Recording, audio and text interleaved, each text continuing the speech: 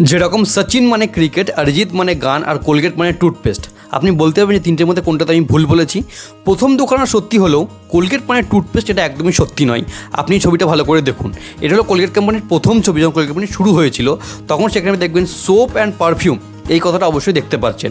হ্যাঁ, Colgate company যখন প্রথমবার শুরু করেছিলেন উইলিয়াম কোলগেট, তখন সেটা টুথপেস্ট কোম্পানি একদমই ছিল না, সেটা ছিল একটা সোপ অ্যান্ড পারফিউম কোম্পানি। এবং উইলিয়াম কোলগেট সবসময় মনে করতেন তিনি এমন কোনো প্রোডাক্ট বানাবেন যেটা পৃথিবীতে সবাই ব্যবহার করবে, তার নামও হবে এবং তিনি পয়সাও উপার্জন করতে পারবেন। কিন্তু উইলিয়াম কোলগেট বেঁচে থাকাকালে তিনি কখনোই তার কোম্পানিকে সাকসেসফুল বানাতে পারেননি, কারণ তিনি কখনো টুথপেস্ট বানাননি। তিনি সারা জীবন shaving cream, foam, soap, perfume এগুলোই ম্যানুফ্যাকচার করে গিয়েছেন। কিন্তু উইলিয়াম কোলগেটের মৃত্যুর পর যখন তার ছেলে কোম্পানির দায়িত্ব নেয়, তখন তিনি এসে প্রথমবার কোলগেট কোম্পানিতে টুথপেস্ট ম্যানুফ্যাকচার করে এবং রেস্ট ইন হিস্ট্রি আমরা সবাই জানি আজকে কোলগেট একটা টুথপেস্ট কোম্পানি হিসেবেই সবারই কাছে পরিচিত। কিন্তু কোলগেট আদৌ টুথপেস্ট